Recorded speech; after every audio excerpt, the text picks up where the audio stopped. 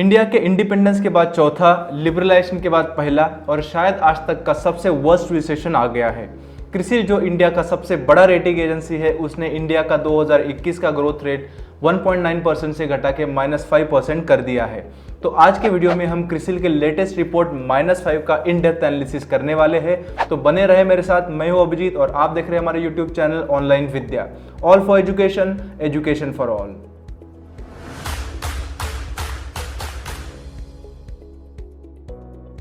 Video शुरू करने के पहले अगर आपको ये चैनल पसंद आ रहा है तो इसे अभी सब्सक्राइब करना और बेल आइकन को भी जरूर दबाना ताकि मेरे लेटेस्ट वीडियो नोटिफिकेशंस आपको सबसे पहले मिलेंगे। तो क्रिसिल के लेटेस्ट रिपोर्ट के अनुसार FY 2021 में इंडिया का GDP 5% तक गिरने का अंदाजा है। फर्स्ट क्वार्टर में तो 25% गिरने का उम्मीद है। 10% रियल GDP का परमानेंट लॉस हो जाएगा और नॉर्मल ग्रोथ लौटने के लिए 3 साल भी इंडिया को कम गिर जाएंगे। अप्रैल 2020 में क्रिसिल ने इंडिया का GDP ग्रोथ रेट 3.5% से घटा के 1.9% कर दिया था और 26 में 2020 को वो घटा के -5% कर दिया है। तो एक महीने में ऐसा क्या हुआ जिसकी वजह से क्रिसिल को अपना अनुमान इतना ज़्यादा बदलना पड़ा? इसके 3 प्रमुख कारण हैं। पहला है लॉकडाउन एक्सटेंशन। अप्रैल के फर्स्ट वीक में ऐसा बिल्कुल भी नहीं लग रहा था कि ये लॉकडाउन चौथी बार बढ़ा के 31 मई तक कर दिया जाएगा और लेटेस्ट न्यूज़ जब मैं ये वीडियो बना रहा हूँ तब ये लॉकडाउन को 5वीं बार बढ़ा के 30 जून तक कर दिया गया है। इसकी वजह से 2021 का फर्स्ट क्वार्टर बहुत बुरे तरीके से अफेक्ट हुआ है, खास करके नॉन एग्रीकल्चरल इकोनॉमी और सर्विसेज जैसे एजुकेशन, ट्रैवल और टूरिज्म ये आने वाले समय में बहुत मुश्किल में होंगे और जॉब्स और इनकम का बहुत ज़्यादा नुकसान होगा क्योंकि ये सेक्टर्स बहुत ज़्यादा रोज़गार देने वाले हैं। ऐसे राज्य जहाँ पे कोविड के ज़्यादा केसेस है वहाँ पे प्रतिबंध और लंबा होगा और क्रिसिल ने 8 ऐसे राज्य जिनका इंडिया के GDP में कंबाइंड कंट्रीब्यूशन 50% से ज़्यादा है उसका सैंपल लेके स्टडी करने के बाद उनको ये समझा कि इन राज्यों के रेड जोन्स उस स्टेट के GDP को 42% कंट्रीब्यूट करते हैं, ऑरेंज जोन्स 46% कंट्रीब्यूट करते हैं और ग्रीन जोन केवल 12% ही कंट्रीब्यूट करते हैं और यही हाल बाकी के राज्यों में भी मोस्टली होगा। दूसरा कारण है अपेक्षा से ज़्यादा आर्थिक नुकसान। मार्च में इंडस्ट्रियल प्रोडक्शन 16% से ज़्यादा गिर गया है। परचेसिंग मैनेजर इंडेक्स ऐसा इंडेक्स है जो इंडिया में इकोनॉमिक हेल्थ को मॉनिटर करता है। तो अगर PMI 50 के ऊपर है तो वो पॉजिटिव होता है, 50 के नीचे है तो निगेटिव होता है। तो मार्च मंथ में मैन्युफैक्चरिंग का PMI 51.8 था और सर्विसेज का 49.3 था, जो अप्रैल में घट के मैन्युफैक्चरिंग के लिए 29.4 और सर्विसेज के लिए 5.4 हो गया है। अप्रैल में एक्सपोर्ट 60% से घट गया है, न्यू टेलीकॉम सब्सक्राइबर 35% से घट गए हैं और रेलवे का ट्रांसपोर्ट भी 35% से घट गया है।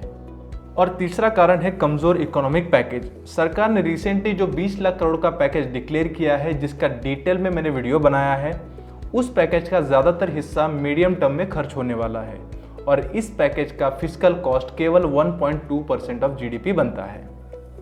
दोस्तों, इस चैनल को शुरू करने का मेरा उद्देश्य ज़्यादा से ज़्यादा लोगों को फाइनेंशियली लिटरेट करना है। तो अगर आपको इस चैनल के वीडियोस पसंद आ रहे हैं तो कमेंट बॉक्स में डालना और इस चैनल और इसके वीडियो को ज़्यादा से ज़्यादा लोगों तक शेयर ज़रूर करना। इससे मुझे नए वीडियोस बनाने में मोटिवेशन बना रहता है। क्रिसिल का यह रिपोर्ट अज्यूम करता है कि कोरोना के केसेस मिड जुलाई में पीक पे होंगे, मॉनसून नॉर्मल होगा और क्रूड ऑयल के प्राइजेस $30 के आसपास होंगे। अगर ग्लोबल ग्रोथ में गिरावट आती है या कोरोना का सेकंड वेव आता है या मॉनसून खराब होता है तो ये ग्रोथ रेट और नीचे गिर सकता है। इंडिया का लॉकडाउन वर्ल्ड का सबसे स्ट्रिक्ट लॉकडाउन है। स्ट्रिंजेंसी इंडेक्स में अप्रैल में इंडिया का स्कोर 100 में से 99 है और मई में 100 में से 81 है और इसकी वजह से इकोनॉमिक ग्रोथ पे बहुत बुरा असर पड़ा है। कुछ इंटरेस्टिंग ग्राफ्स मैं आपको दिखाता हूँ। Google community mobility report GPS technology से लोगों के लोकेशन को ट्रैक करके ये पता करता है कि लोग कहाँ पे विजिट कर रहे हैं और उसका ट्रेंड क्या है। मई के मोबिलिटी ट्रेंड के अनुसार इंडिया का मोबिलिटी बाकी के देशों के कंपैरिजन में बहुत कम है।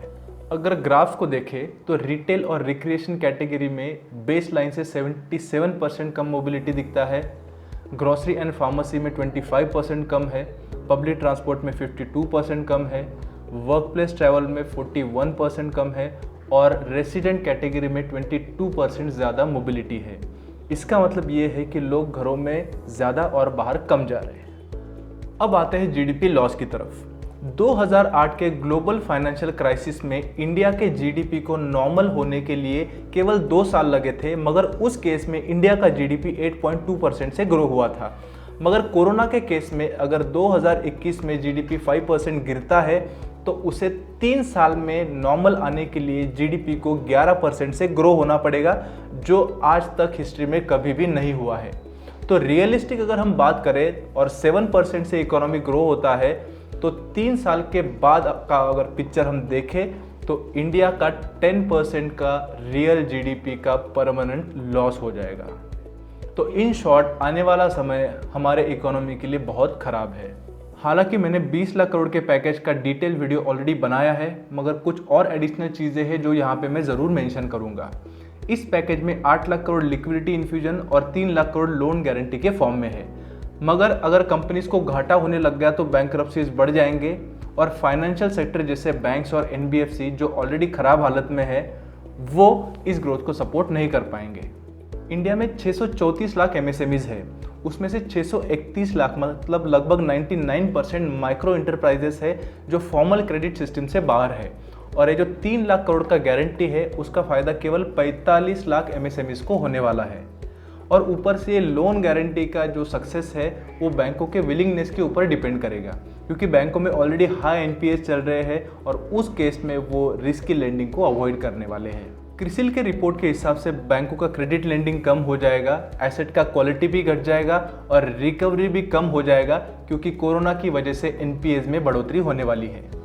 और बहुत सारे सेक्टर्स हैं जैसे auto, entertainment, real estate, airlines, travels, tourism, education जो बहुत ज़्यादा रोज़गार देते हैं, उनको भी बहुत सपोर्ट करने का ज़रूरत है, क्योंकि बहुत सारे एमएसएमईज उससे लिंक्ड होते हैं, जैसे ऑटो, स्टील, फर्नीचर, ये सारे ऑटो, रियल एस्टेट इसके ऊपर डिपेंड होते हैं। तो एंड में अगर हम इस वीडियो को समराइज़ करें तो इंडिया का FY 2021 का फोरकास्टेड जीडीपी है -5%, जिसका रीज़न है एक्सटेंडेड लॉकडाउन्स, एक्सपेक्टेशन से ज़्यादा इकोनॉमिक लॉस और शॉर्ट टर्म में रिकवरी के लिए ग्रोथ पुश की कमी।